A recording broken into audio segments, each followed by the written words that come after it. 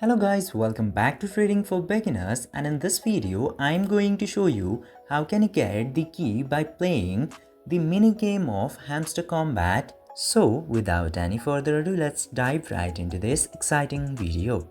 At first, you just simply have to open Hamster Kombat into your Telegram, and after that you will get to see this homepage.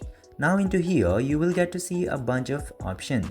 Among them, you just simply have to select this mini games option, and after going into there you will get this puzzle game at very first.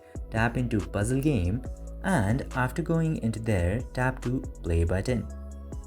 And now you will get 1 minute timer in order to get the key into this arrow.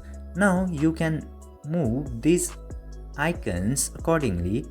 You just simply have to move all these icons, and when you will move all these puzzles at their right place, then you can finally send this key into this tab, and after that your key will be opened and you will win this puzzle game. This way you can very easily play and win the puzzle game. I hope this video was helpful for you. If yes, don't forget to like, share and subscribe to the channel to never miss another update. Thank you for watching the video.